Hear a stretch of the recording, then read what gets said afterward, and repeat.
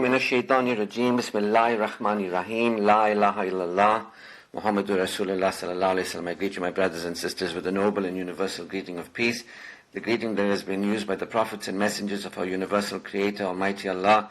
Assalamu alaikum wa rahmatullahi wa barakatuh. Shukr to Allah. It's the 22nd day of December 2023, and we've been given the privilege of having another year. There's one more Friday next Friday, inshallah. I'll be around and to complete the year. But I'm grateful that I have had another year of complete Friday lectures, I think now I must be close to 300 lectures. I need to add and see. Maybe about 250, between 250 and 300. And so shukr to Allah that, when you teach other people or when you share with other people what you know, and you give what you know fully and freely for the benefit of others, then Allah gives us more. And I'm very grateful, firstly, to Allah for having had this opportunity to be alive and to be healthy, and having the presence of mind to choose to participate in a project like this. And I'm very thankful to you who have been supportive of these kind of events. And for if it wasn't a live event like this, it would be a podcast. And I'm not sure if I'd have done a podcast. And, this is such a beautiful thing to be constantly expanded week by week in awareness, a greater awareness. And so I am guided by Allah, as everybody who is guided by Allah. Allah alone is the guide. And we who aspire higher, we who want to be among those who have Iman in our hearts, we want to live and die with Iman in our hearts. We just don't want to say we are believers when we are not believers.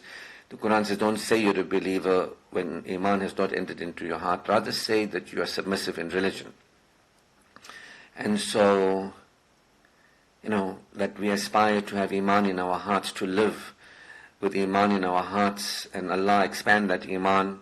The Quran has a verse that says the believers, Allah has placed tranquility into the hearts of the believers and expands that Iman in their hearts, So this is my highest aspiration, to live and die as a believer, to live and die as one who is closer to Allah than I can be, than I could have ever been, closest, and to be raised up, close to Allah, and being able to answer my Creator that I have lived in this world and lived as respectfully to Him that I could, respecting the Quran, the Prophet, Islam, and being guided. The key word here is being guided, being expanded in awareness, And so this is my ambition. The Quran says whatever human beings strive for, they will have. Different people strive for different things when they're on this planet, and they have. And Allah says, you must go for this world and for the next, the best of this world and the next. Don't just go for this world, or the next.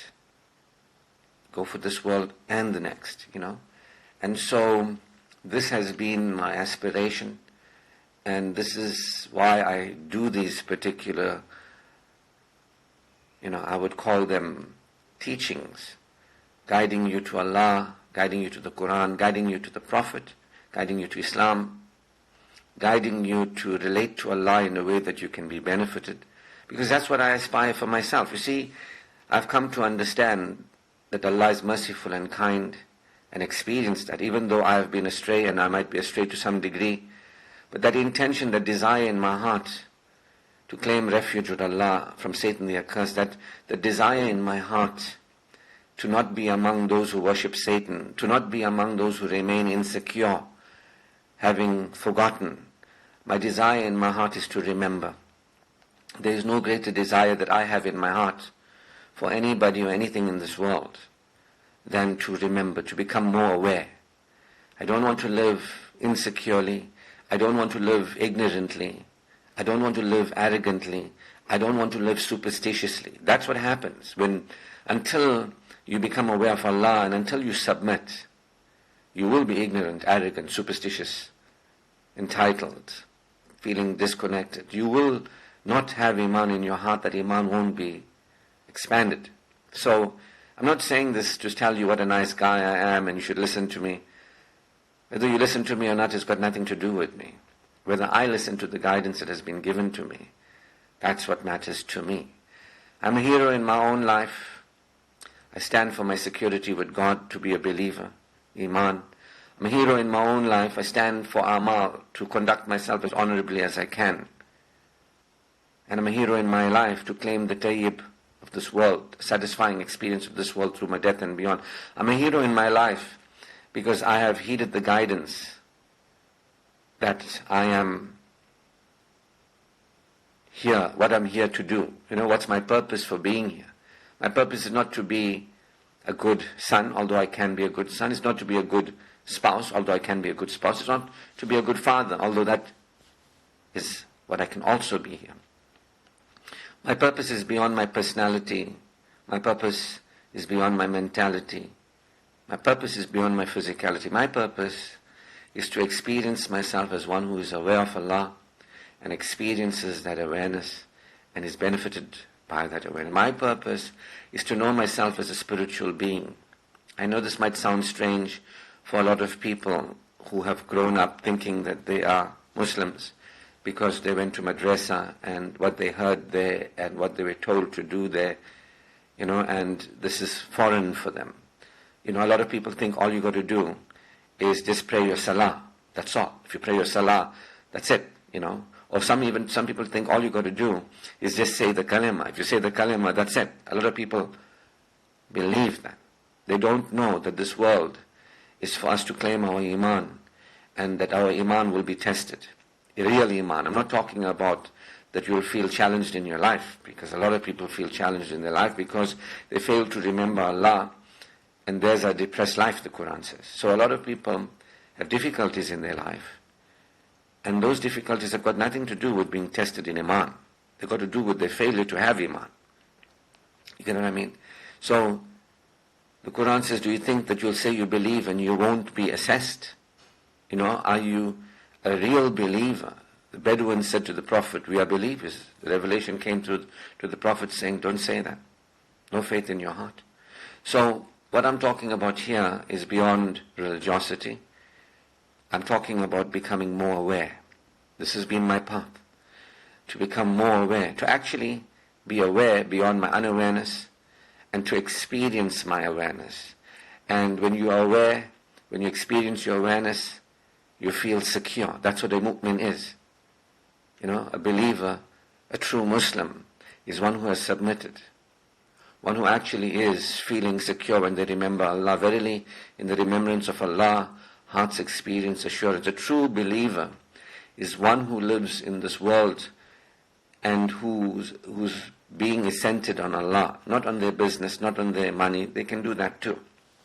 Not on their husbands and their wives, not on their gurus and their pandits, but on Allah.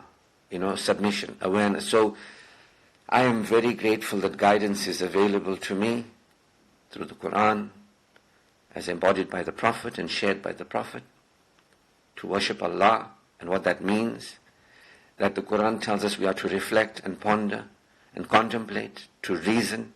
You see, this is the true message of the Quran, to ponder, contemplate, to reason, to reflect, to observe. And this is something that only the spiritually developed can do. Now, a lot of people get confused. What does it mean to be spiritually developed? Do you do more rituals? There are plenty of people from different religions, including those who say they are Muslims, that are lost in rituals. They have no awareness of God, our universal creator. They're not aware. They have no Iman in their hearts. They are busy with religiosity. They have dogmas and rituals. They turn to their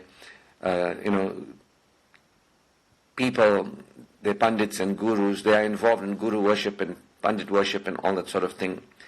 They have no awareness of Allah. The Quran is very clear. Remember Allah. Remember, to remember.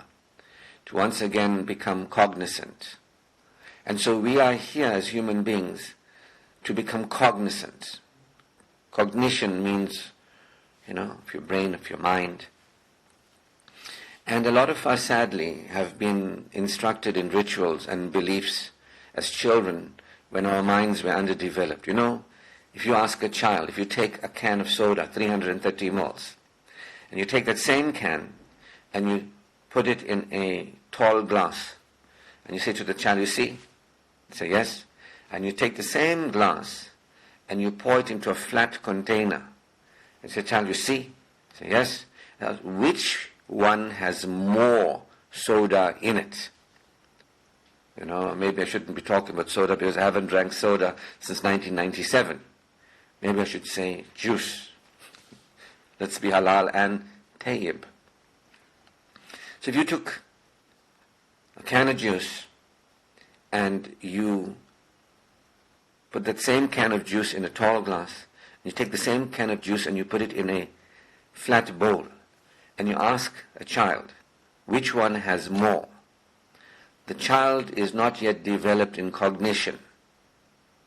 And so the child usually answers, the tall glass has more. And some of us find it funny, But human beings are to develop in cognition. Now, a child is naturally underdeveloped in cognition. And here we are educating these children that are yet to be developed in their minds, in the brain development and cognitive development, teaching them about Islam and everything like that, like they're going to learn. They are not yet ready to receive a powerful teaching about awareness, to ponder, to reflect. You can't tell a child, reflect on Allah, ponder. The brain is not developed. The cognitive operations cannot handle that. So a lot of people have gone to, school as children to be schooled in religion, which basically means brainwashed. Not really made aware, because they can't really be made aware. You can teach them things, not to say you can't. But it requires a certain level of mental functioning. So cognition, reflect, to ponder, to reflect, to reason. This is a book for those who reason. This is a book for those who contemplate on its verses. This is a book for those who believe in the unseen. This is a book for those who establish real prayer. Now, prayer is a connection with God. Doesn't say this is a book for those who are performers of rituals, those who believe that they believe. No. This is a book for those who are aware of the unseen. You can't talk to a child about the unseen. You can't even talk to some gurus and pandits about the unseen. They're still cognitively not operating at a higher level. You get what I mean? So I'm telling you from personal experience as a human being, not as somebody who went to university or somebody who thinks he's very smart or something. No. I'm telling you as a human being from my own experience of what it means to bring to Allah a purified heart. It means to become more aware, to become God aware, to remember, to become Allah aware, to experience Allah consciousness. It means humbling oneself, not acting humble. There's a very big difference between acting humble but remaining not humble. You know what I mean? When you become Allah aware, with your brain operating at a higher level, then you are genuinely humble. You know what I mean? You don't act humble, secretly are not humble. You generally are humble because you know you did not create yourself. You know that it is not because of you that you are and you continue to be, that you exist in this world through your death. You know it's not because of you. You know that it is not because of you, you're a human being. The Quran says, look around and see. The Quran says, how can you not believe saying that you did not exist and now you are here? You get what I mean? The Quran is reasoning with those who are cognitively developed or are developed to reason. The Quran is telling us the truth, that what is for us to see it, not just to believe in it, but for us to accept it. You get what I mean? If you tell a child, here is 330 ml of juice, and I'm putting it in a tall glass, and then from the tall glass you pour it into a flat bowl, and you ask the child which one has more juice, and they tell you it's the tall glass that has more juice. You don't laugh at them. You understand they're underdeveloped. And so you might tell them, you know what, it's actually the same. The volume in the can is 330 mils. Whether you pour that volume in a tall glass, in a narrow tall glass, and it appears like this high and lot, or if you pour it in a long flat jar, it's the same volume. Now if you try to explain that to a child, the child won't get it. But you can tell the child, believe that the one in the tall glass has more. So the child can't understand. And the child, you ask them after that, if you are smart, you'll say the tall glass has more. Now they can't conceive. They don't understand the concept of volume. How many cubic centimeters of liquid is there. They don't understand that. They are scared to say the wrong thing. So you ask them like, okay, here, let's do the experiment again. Take the can, pour it in a tall glass, and then you take from the tall glass, you pour it in a flat bowl, and you tell them which one has got more. Now they're scared to be wrong. They're scared to go to hell. They want to be right. They want to go to heaven. They'll tell you because you've told them to believe it. They are in their mind and they have an idea and a belief that the tall one has more. You know why? Because you've brainwashed them to believing a fact. But they're not cognizant. They're not aware of the concept of volume. You get what I mean? So imagine this, a lot of children go to madrasa and they're not developed and they haven't really received the real education. Unless what these people's intention is to make them, follow the right, expertise and, religious expertise and to just do the rituals and have the right beliefs. If they're not really interested in guiding the young children to Allah consciousness, you can't really. You can tell them things, they can come and believe it, but they're not aware of it. Did the Prophet ever find children everywhere and tell them about Allah? Did he rush to children? Did he first say, hey, you know what, guidance has come to me, I'm going to find the children to tell the children? Or did he speak to adults? Did he, any time in his life, I'm asking, I don't know, find a child and give them invitation to Islam?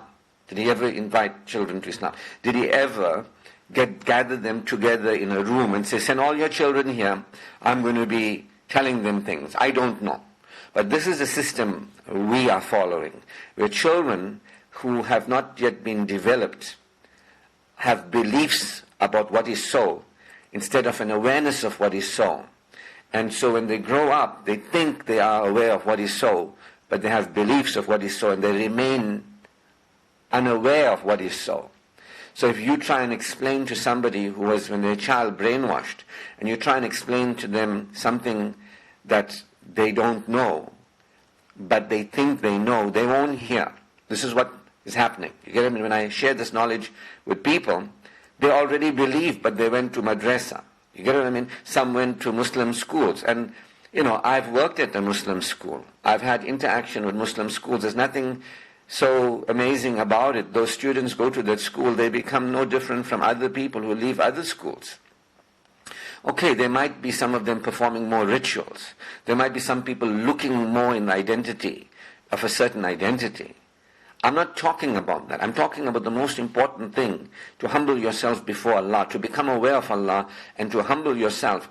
Only those who are developed can do that. It is a development. Guiding humanity to Allah is supporting human beings develop to a higher level of development. The denier of Allah, the kufr, the associator of partners and powers with Allah, the associator, they say they believe in God, but they got ideas of God that are far, that don't make sense. Like to say a man is a God, he's the creator. No, he doesn't. He's a creator. He eats food, he sleeps. How can a man be God? So people have all these kind of ideas about demigods, and all that sort of thing. That's clear error. It's obvious. And then you get people who say they believe in Allah in the last day, the Quran tells us, but they don't believe in Allah in the last day. In their hearts is a disease. They are left to stray. They're left to stray. The disease is expanded.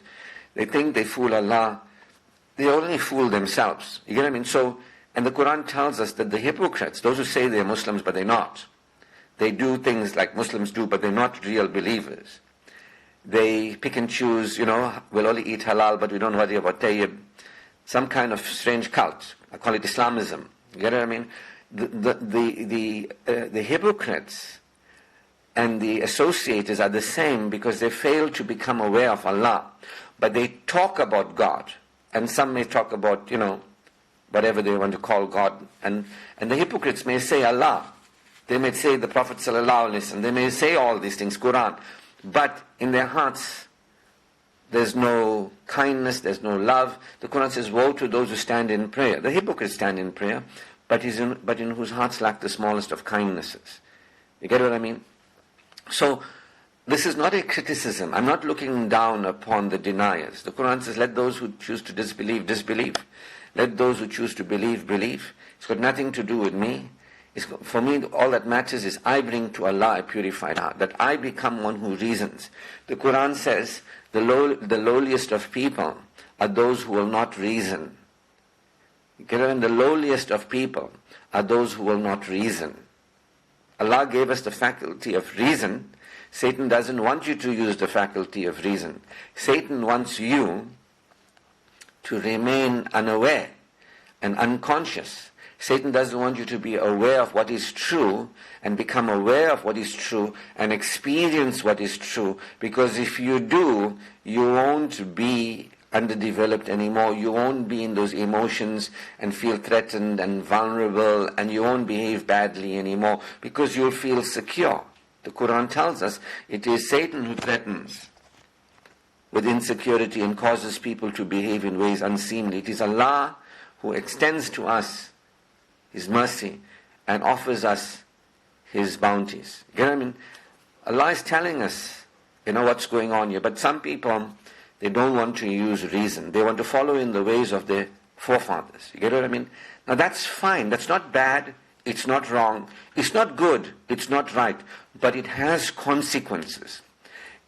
Until you are developed, as a human being, which means until you become aware of what is true. You get what I mean? Like, we did not create us, nor did we create the world. We did not do it. We did not cause ourselves to be human beings, nor did we cause the world to be the way it is. We don't cause the earth to spin on its axis. We don't cause our hearts to be in our chest, nor do we cause our hearts to beat. Our parents didn't cause our hearts to be in our chest, and, our parents don't cause our hearts to beat. The system that is operating, where the trees produce oxygen for us, and we receive that oxygen, and our hearts pump that oxygen, and it's going into our body, and there's a process where there's gaseous exchange that takes place, where that oxygen goes to our brain and all other tissues, and all the not good byproduct, which is carbon dioxide, comes out and goes back into the atmosphere, and the trees receive it. We have nothing to do with that. But that is happening. And some of us don't know that is happening. You get what I mean? Some of us are unaware. That's why the Quran says, look and see. Become aware. You see, when you become aware, you humble yourself. You know that I'm a created being in a created world. Instead of looking at this world like thinking I always was, this world was always, I'll always be. You see, being a true believer is about humility. Real, actual humility. That's what being a believer is really about. It's submission. That nobody and nothing created has any authority. Not Pandit, not Guru, not mother, father, not police, not the government, not Pharaoh, not the president. Nobody human is to be given a authority, to project authority onto. And that we've been doing this. When Adam and Eve forgot, and when the instruction is to remember, and when we are not remembering, when we are forgotten, we forgot Allah, we are not Allah conscious, we start turning to ourselves and each other. We start turning to people, take care of me. Because of somebody, I'm okay. We don't realize we are unaware. We don't realize that actually that person we're turning to is a created being. They exist only because of Allah. And when we say to other people, turn to us, we'll help you, I was guilty of that one. Allah is merciful and forgiving. Shukr to Allah, I'm no longer guilty of that one. I'm humble now. Before I said, listen to me, I know what I'm talking about. No. I'm done with that. My arrogance and my delusions of grandiosity. Allah has guided me to humility. No human being knows. Even the Prophet ﷺ said, Allah knows. He doesn't know. But He knows what has been given to Him. He knows what He's been made aware of. Get what I mean? But you get people who think like they know everything because why? Their gurus and pandits told them. There's a system of, Hindu guru system, pandit system, and that's going on in this country. There's a lot of Hinduism passing on, it's modified Hinduism passing on as Islam. People won't like that, but it's true. Only those who are interested in truth will hear what I'm saying. The rest who have no interest in truth will get upset. And they'll want to argue that they are right. They won't want to see what is truth and submit. They won't want to see the error of their ways. You get what I mean? I'm not here to be right. I'm not here to be anybody's leader. I don't want to create followers. I'm not interested in being anybody's leader. I am, with Allah's guidance, leading me to His good in this world through my death and beyond. I'm leading me to His mercy. I'm leading me to His kindness. I'm leading me to Him. Through His guidance to me, by His permission, I can make choices. I can realize. I can claim refuge with Him. That's what I'm saying. I can only claim refuge for me, from Allah, from Satan the accursed. I can't claim refuge for you. Each of you has to claim refuge. Each of you, it's up to you. You don't even have to. I'm sorry to say that you have to.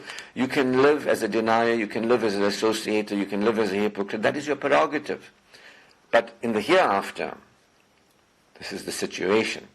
We're going to answer as to, did we awaken while we were here? Did we remember? Did we become conscious? Or did we continue in the ways of Adam and Eve after they forgotten and their children forgotten? Cain killed Abel and so on and so forth. We're going to answer. Did we awaken that Allah sent to us messengers and revelators, including the final revelation of guidance to humanity? Allah has been championing humanity and encouraging humanity to remember. Allah didn't say, oh, Adam and Eve, messed up. Now I don't like any of y'all. Y'all embarrassed me. I created y'all, asked all in the heavens to bow, and now you'll embarrass me. Allah didn't say that. Allah said, you don't know what I know. Allah still believes in us, as human beings. Encourages us to actually be aware of Him, not just have ideas about Him. You get what I mean? So many of us have ideas of Allah, like the child is told, the tall glass has more liquid than the flat bowl. It's just an idea, but it's not awareness of volume. There's no reason there. You understand? There's a development that we human beings are to support, that we can have. And that's what A'udhu Billahi Minash Shaitanir Rajim, that I don't want to live threatened, vulnerable, insecure. I don't want to live like that anymore. I'm living like that because I have forgotten Allah. Human beings have forgotten Allah. I want to actually become aware of Allah. I want to become aware of Allah. So there is for us a methodology. The Quran is clear about it. But somehow the gurus and pandits don't understand this. They themselves I'm saying, not painting everybody with the same brush, but I think, if they really knew about awareness and supporting humans in becoming aware, I don't know why they would not teach adults. Why would they teach children who have no capacity to reflect and ponder? I'm not saying don't teach children, but I'm saying teach children for where they are. But they would be supporting adults, like I am supporting grown-up people. I'm talking to grown-up people. I'm not talking to children. Because children will just believe what I say and accept what I say, and I'll be brainwashed. An adult, if I speak to adults, and I've spoken to adults from all different religions, and I've spoken to adults who've come from communism, and they're the ones who seem to get it the most because they don't have ideas and beliefs about God. They can actually become aware, and they're realizing this is not about changing from one belief system to another belief system. Before we believed God's name was this, now we believe God's name is that. No. This is about us choosing to become aware. Our religious educational system is broken. It's flawed. There is no, as far as I'm concerned, from what I've seen, from my experience, whether it's the Muslim schools, which is just a different version of the ordinary school, it might have religious beliefs and rituals promoted, but there's no Allah awareness, actual awareness. When somebody was unaware of Allah, who becomes aware of Allah, there is a massive growth, a development in them.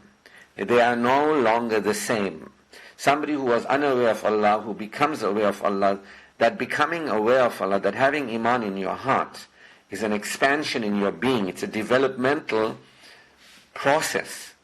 What we are talking about here is a normal developmental process that grown-ups can be supported in. And even atheists can be supported in this process of becoming aware. And I have a lot of people saying, I want to be more aware of Allah, I want to be more aware of, please guide me, Allah, help me, guide. But they've been already schooled into miseducation. You get what I mean?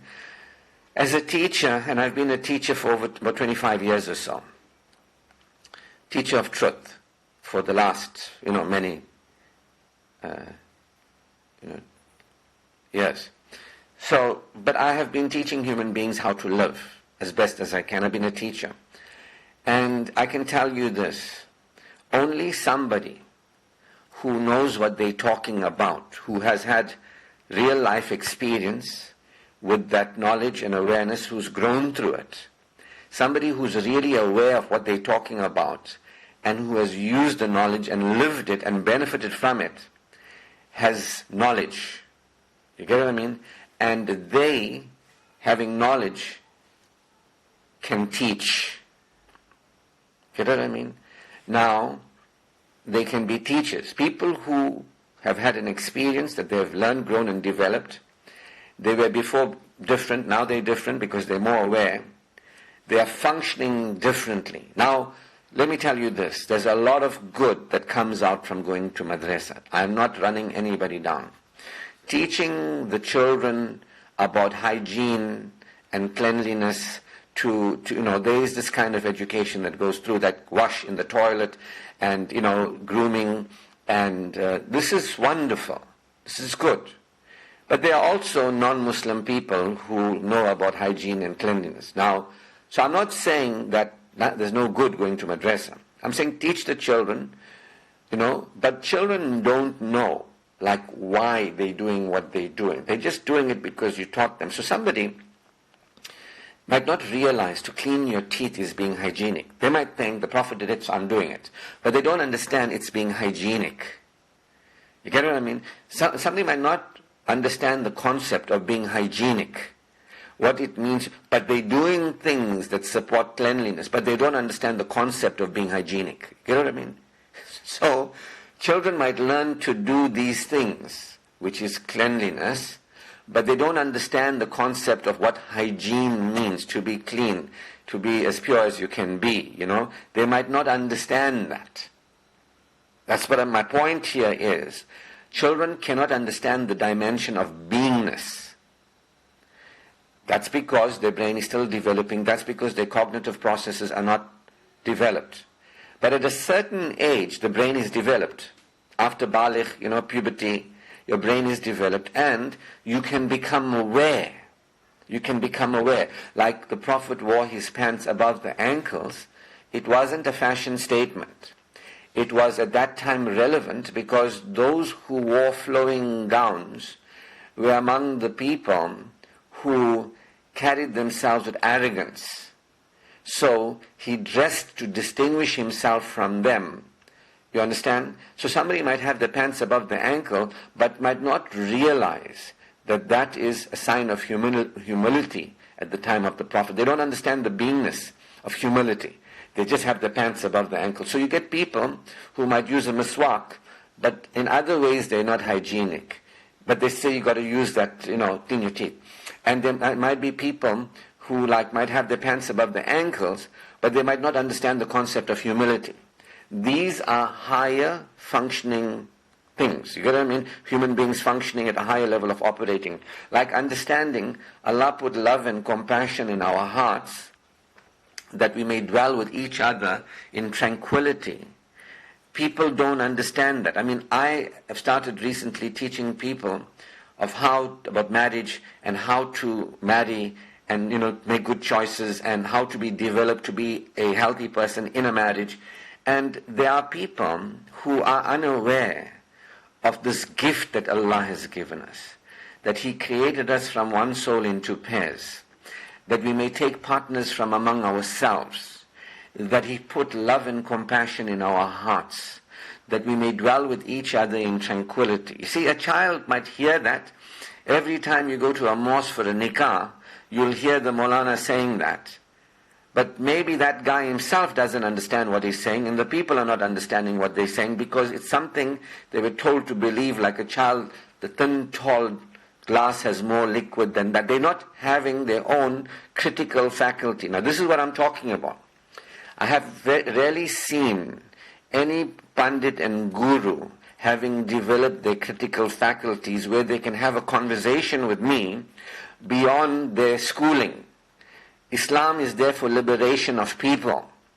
Through the Quran we are liberated through awareness. Through the awareness we become higher functioning human beings. The things that I'm sharing with you did not come from madrasa or school for that matter.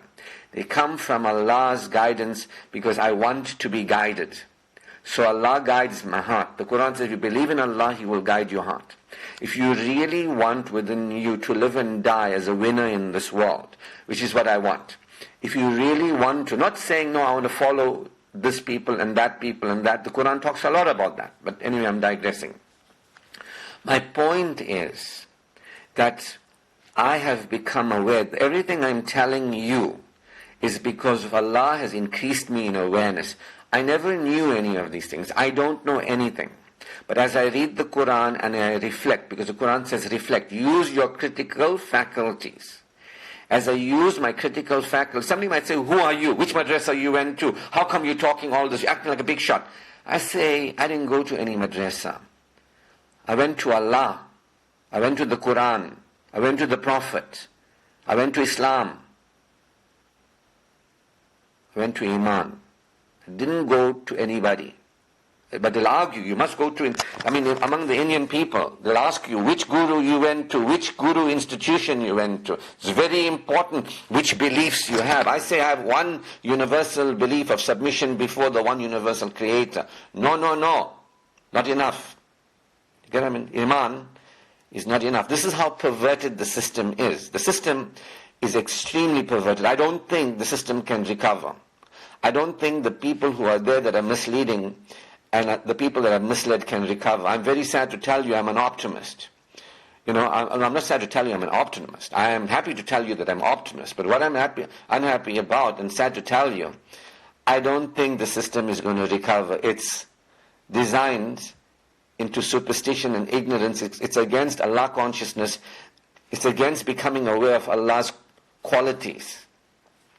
The qualities of Allah, like mercy and compassion, that I was speaking about, like kindness, is a higher human being functioning capacity. You get what I mean? It's not taught in these institutions. It's not demonstrated in these institutions. I was talking about when people get married, they don't know there is love and compassion and what that means. That they can give it to somebody else, and there's another that has love and compassion and can give it. They're not aware of Allah. The spiritual underdevelopment is obvious. But when you're lost in this trance, you can't see it. Shukr to Allah who has shown me. Every day I'm waking up from this trance. I also grew up in this tribe thinking that this is all wonderful and good. There is It's disgusting as far as I'm concerned from where I am now. It's superstition, ignorance and arrogance. I stand for light. We disregard superstition, ignorance, and I'm understanding the Quran's message for truth over falsehood. I stand for truth that demolishes falsehood. You get what I mean? I'm here for truth. Not this disgusting falsehood, superstition, ignorance and arrogance that keeps people lowly, that keeps them from knowing Allah and knowing the Prophet and being aware of Allah, as I said, His qualities and emulating those qualities of being kind and loving. They don't know. It's not taught in a school, university that I know. It's all head knowledge and do your rituals and this is what we believe. Allah consciousness is not in these Muslim schools. Allah consciousness is not in the madrasas as far as I'm concerned. If people are not shown what love and compassion is and guided to experiencing kindness, that is Allah's nature, Allah's wonderful nature. You get what I mean? If that is not there, if you're not guided to be aware of Allah and Allah's wonderful nature, you're not taught about Allah. And if you're not taught about the Prophet and His beingness, being hygienic, being optimistic, being sensible, being healthy. You see, the beingness of Allah is a unique beingness. Any of us who have discovered Allah by His grace, we know Allah's unique beingness. That although human beings can, through Allah's permission, experience being kind and loving and supportive, forgiving, and so on and so forth, generous, only Allah actually is existing. We can experience being existent, but Allah alone is existent. Only Allah alone is loving. But He has given us as human beings, now this is the thing, we as human beings are the highest life form on earth, given privilege and favors. What is that privilege and favor? How come the Muslims are not really aware of that privilege and favor and demonstrating it? It's because there's no critical faculty that is being used that Allah gave us. And if we continue without developing the critical faculty that Allah gave us and the ability to reason, and we will not know Allah's essence in our being, the gift of being kind and loving and compassionate and generous and receiving other people who are that way. We'll never know what the Prophet emulated and stood for, like being hygienic, being optimistic, being friendly. Allah is, you can't say Allah is hygienic, because Allah is beyond that.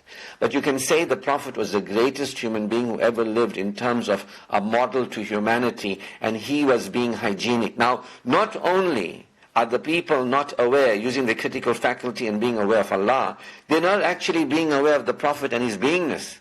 They are living, putting a beard on their face, dressing a certain way, thinking that's what the sunnah is.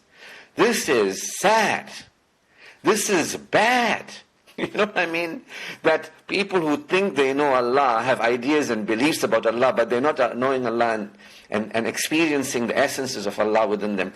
People who think they know the Prophet are not actually experiencing the beingness that the Prophet was.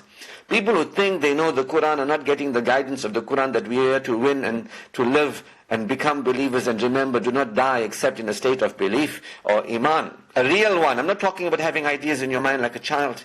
I'm talking about people who have developed through their awareness to live at a higher level. People are picking and choosing from the Quran. Let's just do the halal. Let's forget about the tayyib. That's all nonsense. This picking and choosing from the Quran. I'm not saying it's bad. I'm saying it doesn't make sense. It's nonsense. But we're living it. Our society is full of it, going deeper into darkness. You get what I mean? People don't know. They don't know the beauty of Islam. People don't know the reason why we are here and what we are here to do and purify the heart. A lot of people have said, Ashraf attacks Ashraf is attacking the ulama. Is it the first time in history that the ulama was criticized? Did not Isa alayhi salam come and he criticized these ulama who had the truth but they went astray? They changed their ways. I'm not equating myself with any prophet and I'm nobody. I'm nothing.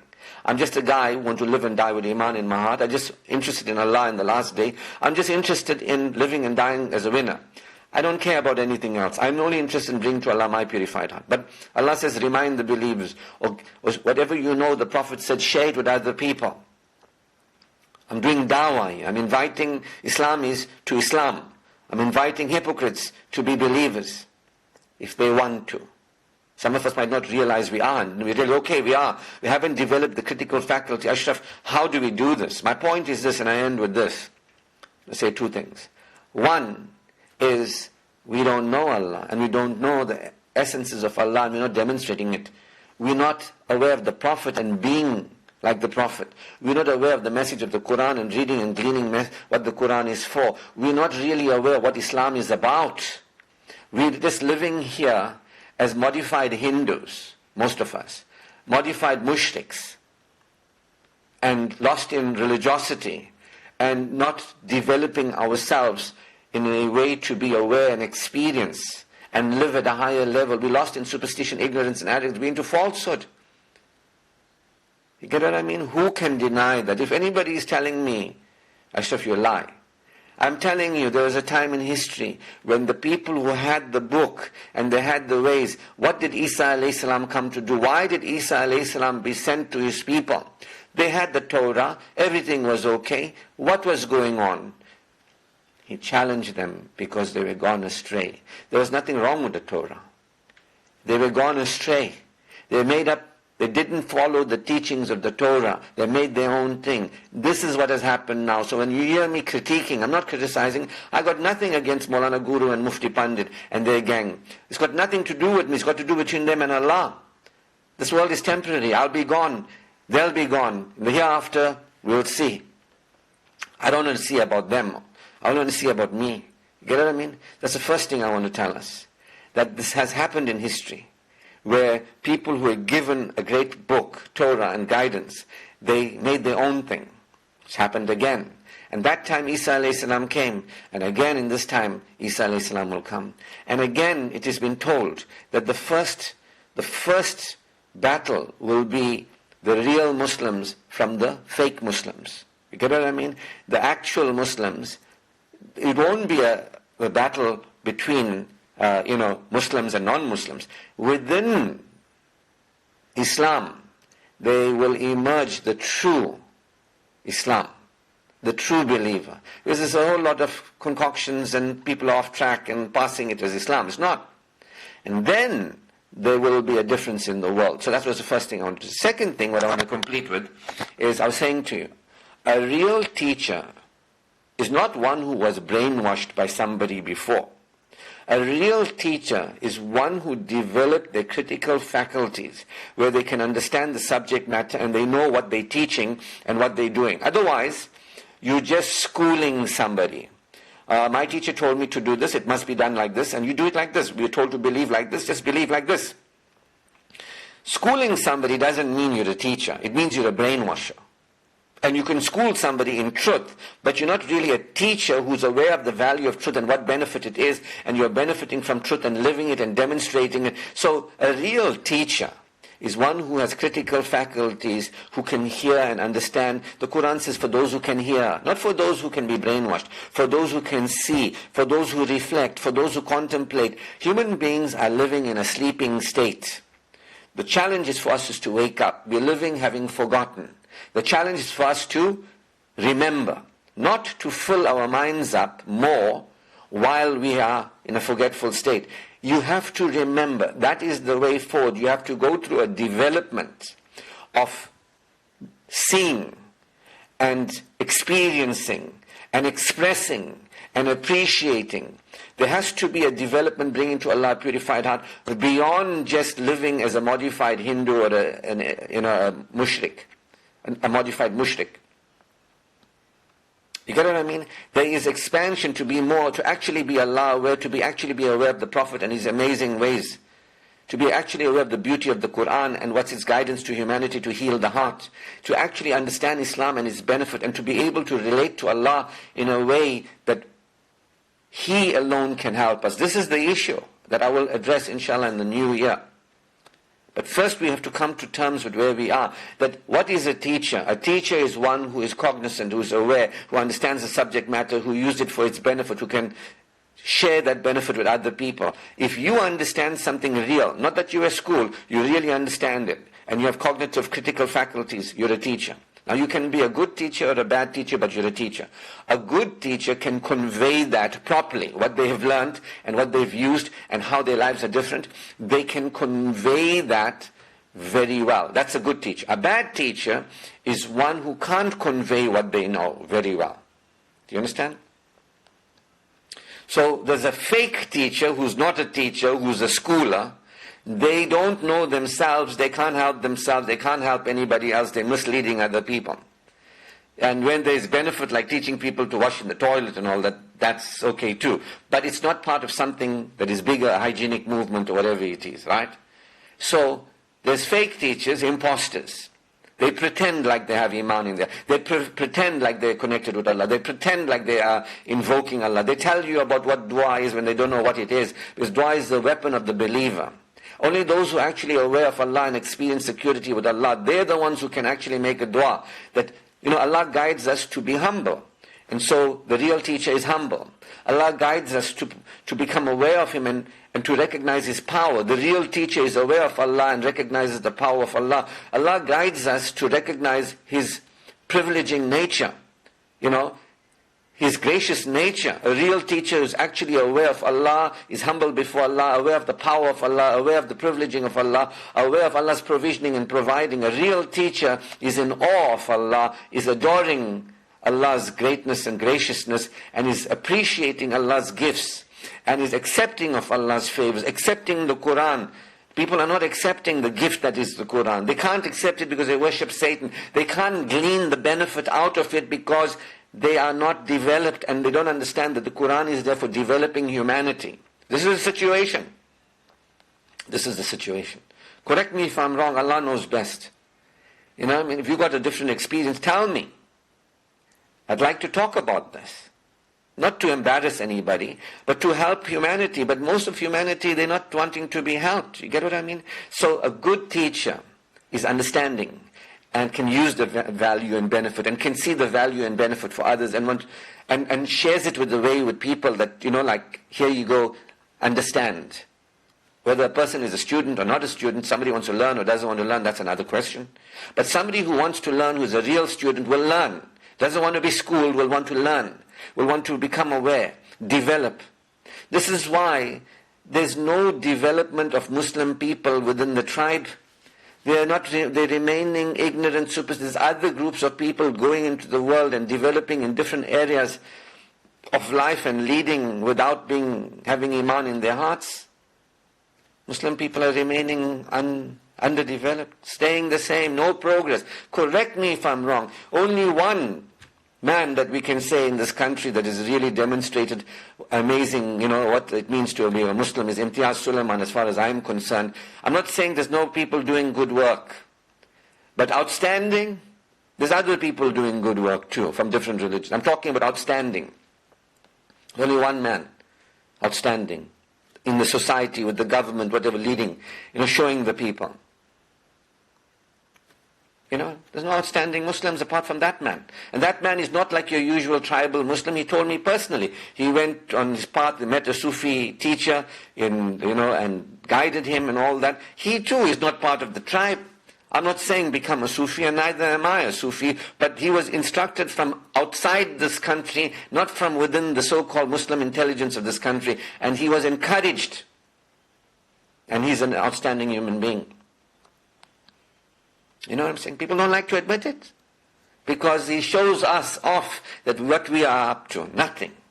What we think we have. If you really had Allah, if you knew that, if you really had the Prophet, if you really had the Quran, if you really had Islam, and you saw it, you wouldn't remain underdeveloped. You would have the greatest resources and assets. You'd be learning, growing and developing. You'd be the leaders of humanity if you really understood. You know what I mean? Now you understand why I talk about Islamism. Anyway, I want to end with this. That a false teacher will have a false student. They don't understand what they're talking about. They haven't used it. Doesn't benefit them. They'll have other people who just want to be schooled and follow them and be the guru's disciples and all that. But a real teacher is one who understands and has benefited and wants to share it with others. And those who share it well with others, they are good teachers. But you can get beyond a good teacher who believes in others, who says, you know what, I expect you to understand this. I expect you that you can get it. You can get it, who believes in others.